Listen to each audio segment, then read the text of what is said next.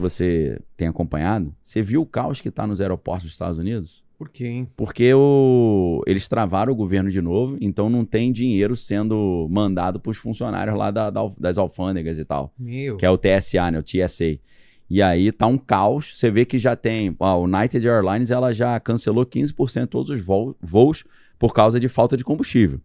E além de você ter um monte de voo cancelado, que já gera um caos no aeroporto, a galera fica irada, você não tem funcionário para atender os caras, para fazer a logística do voo. E aí o Trump, hoje o Trump falou que vai mandar o ICE, né? Que é aquela polícia da imigração. Olha lá a foto lá do...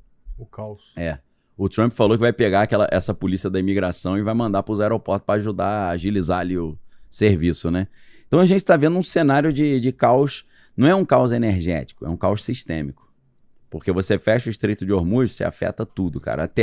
Até os medicamentos também, que dependem. Tem muito medicamento que depende do petróleo pra caramba. Então, assim, você vê que não é uma crise energética como a crise do petróleo dos anos 70. Não. A gente está falando do sistema ruindo, o sistema sendo rachado, né?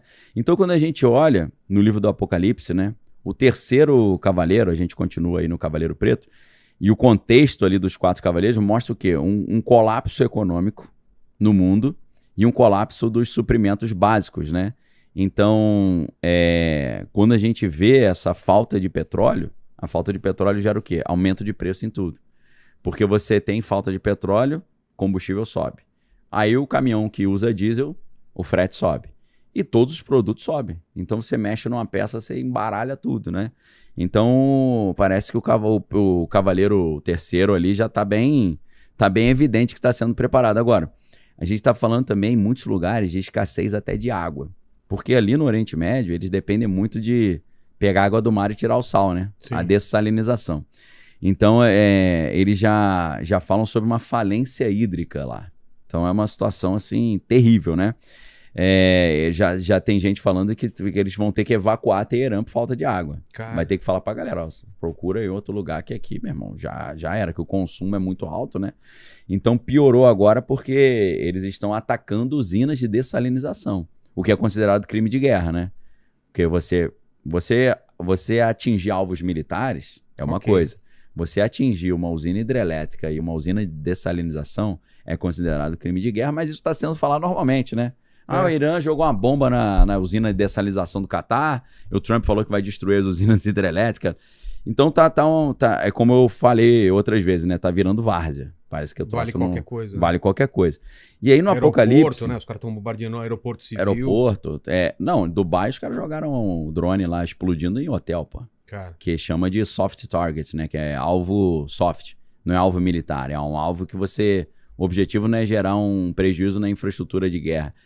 Gerar medo, né? Gerar desespero, gerar o caos na sociedade. Então, no livro do Apocalipse, a gente sai do terceiro cavaleiro, né? No capítulo 6, e a gente anda 10 capítulos para frente. No capítulo 16, a gente está no momento do terceiro selo, né? Há menções ali sobre rios e águas se tornando escassas e se tornando as águas impróprias para o consumo, né?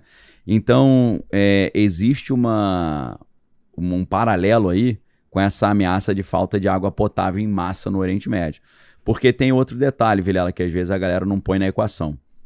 Se eles jogam uma bomba nuclear ali no Golfo Pérsico, ou se eles explodem uma usina nuclear, a contaminação pode também ir para a água.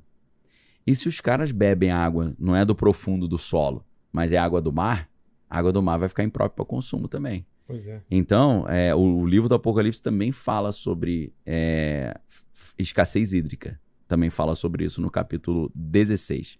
E aí, é claro, se a gente está falando de uma guerra de proporções aí regionais, né, a gente já está falando aí de mortes em massa, né? Então, assim, né, esse conflito, até como a gente viu a ameaça nessa usina de Bushehr, né, que eles estão falando que vão jogar míssil na usina nuclear. No livro do Apocalipse, né, os 4 cavaleiros, né, o primeiro cavaleiro principalmente, a Bíblia fala que ele vem conquistando para conquistar, mas ele conquista sem guerra. É tipo uma conquista diplomática, Sim. né? Ele tem o arco, mas não tem a flecha, que ele não usa essa flecha. Então, aí depois vem a fome, né? Essa escassez em escala global e tal. Então, muitos interpretam essa situação agora de possibilidade de mortes em grande escala também, com esse cumprimento desse livro do Apocalipse, né? E a gente não pode esquecer que quando a gente fala de Irã, a gente está falando de um país, uma nação, né? Na época não era um estado nacional como a gente tem hoje, mas era uma nação, que é a nação da Pérsia, né? Então, nós estamos tratando de povos que são ancestrais e aparecem na Bíblia. E a Pérsia aparece na Bíblia, né? Na profecia de Ezequiel, você vê a Pérsia sendo citada, né? E a Pérsia teve ali uma grande participação na queda de Jerusalém, né? Depois que os babilônios conquistaram Jerusalém com Nabucodonosor, aí o rei Ciro vai lá e também assume essa parte do império, né? E aí várias profecias bíblicas acontecem ali nos livros de Jeremias e no livro de Daniel relacionadas exatamente à Pérsia. Então a Pérsia, ela é um ator fundamental também nesse cenário do Apocalipse, né? Então quando que a gente ia imaginar, né, que o Israel voltaria a ser uma nação em 1948 e que a Pérsia continuaria sendo protagonista na história global, né? Pois é, voltamos no tempo. Então tá ali no mapa, né, o Império Persa, né, tá em verde. Aí tem o Império Babilônico ali em vermelho, né? E tem o Império Neo-Babilônico, né? Você vê que o Império Babilônico assumindo o controle ali de Jerusalém, né, de Israel. Então, assim, foram os impérios, os grandes impérios, né, daquela época, né? Então, inclusive, para quem olha as profecias do livro de Daniel, da estátua de Nabucodonosor, não sei se você conseguia achar aí, Bigode, a estátua de Nabucodonosor. O rei Nabucodonosor, ele teve um sonho, ele acorda muito alarmado com esse sonho, e aí ele convoca todos os bruxos do Império Babilônico e fala, já que eu pago o salário de vocês para entender o Paranauê, eu preciso entender um pesadelo que eu tive. Aí os bruxos malandramente falaram, caro rei, diga o sonho e nós o interpretaremos. Ele falou, vocês não são bruxos? Se vira. Eu não vou contar o sonho não, vocês vão ter que descobrir o que eu sonhei e descobrir o que ele significa. Aí o líder dos feiticeiros falou, olha, em todo o império não existe ninguém que pode fazer isso. Aí Daniel falou, existe. Existe. Deixa comigo. E aí Daniel foi orar e Deus revela para ele o que o Nabucodonosor sonhou e o significado. E o Daniel começa a falar, você sonhou com uma estátua gigante, essa estátua era muito amedrontadora, gerava medo ver aquela estátua, a cabeça era de ouro, o peito era de prata, a cintura era de bronze, as pernas eram de ferro e os pés eram de ferro misturado com barro. E aí o rei já ficou, meu Deus, caramba, foi exatamente isso que eu sonhei. Só que ele fala, calma, que agora vem a melhor parte. Qual a interpretação disso? E aí Daniel fala, olha lá, ó, a cabeça, ele fala para o rei Nabucodonosor, você é o Império Babilônico. O tórax de prata é o Império Medo-Persa. E aí a gente está falando, né, Medo era um povo e o Persa era outro. Pérsia é o Irã, tá? Então você vê que na estátua de Nabucodonosor, a gente está vendo falar sobre o Irã. Aí depois tem a cintura de bronze, que é Alexandre o Grande com o Império Grego, que na verdade era o Império Macedônio. As pernas de ferro representam o Império Romano. E aí tem um mistério do pé, porque o pé é barro misturado com ferro. E aí os estudiosos do Apocalipse interpretam que é um Império Romano restaurado, né? Que ele vai ter a força do Império Romano, mas ele vai ter a fraqueza do barro, porque ele vai estabelecer uma aliança com o barro. Então, daqui, Vilela, tem tudo quanto é tipo de interpretação que você pode imaginar. Que o reino do Apocalipse, o reino do Anticristo vai ser um Império Romano restaurado, né? E a galera diz que Estados Unidos é a nova Roma, né? Você chega lá em Washington, é tudo, né, colunas romanas, né? Tem um visual romano.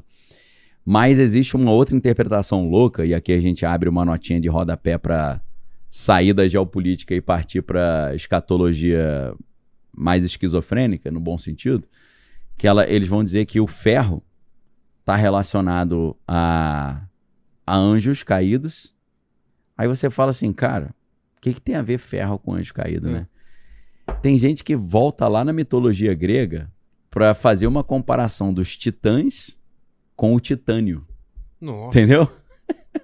Porque eles, em algumas interpretações, eles pareciam ser feitos de ferro. Que eles tinham uma pele meio cinza azulada. Sim. A gente vê um pouco isso na Índia também, né? Com os deuses que são azulados. Então, assim, o titânio, ele tá na fronteira entre o cinza e o azul. Então, os caras vão dizer o quê? Esse último império, ele é uma mistura dos titãs, desses anjos caídos, com o barro que é o ser humano. Uma aliança entre anjos caídos e os seres humanos. Vai ser esse último império. Só que aí o que acontece? A história não termina por aí. No meio daquela estátua ali, daquela visão, existe uma montanha e numa montanha tem uma pequena pedra. E essa pedra, ela se solta da montanha sem a ajuda da mão do homem, ou seja, não foi um homem que rompeu essa parte da pedra. A pedra vem rolando montanha abaixo e bate no pé da estátua e faz a estátua gigantesca inteira, que era super poderosa, sucumbir. Então é claro que a interpretação, né, disso é que todos esses impérios foram parte de um plano do anticristo para criar um governo global. Só que quando ele criar esse império romano restaurado, que é o pé da estátua, que é o barro misturado com ferro, uma pedra, que é Jesus, a Bíblia fala repetidas vezes que Jesus é a pedra, né? Pedro, no Atos dos Apóstolos, capítulo 4, versículo 11, ele fala Jesus Cristo é a pedra, né, que foi colocada como pedra principal de esquina. Lá no livro, na primeira epístola de Pedro, isso é muito legal, capítulo 1, versículo 4, ele vai falar que Jesus Cristo é a pedra eleita e preciosa, quem nela crê não será confundido, pedra eleita para os que creem, mas pedra de tropeço para os que tropeçam na palavra, sendo rebeldes, né? Então, assim, existe uma relação bíblica muito forte entre Cristo e a rocha fundamental. Então, é uma profecia de que Cristo retorna no final dos tempos e derruba esse grande império, né?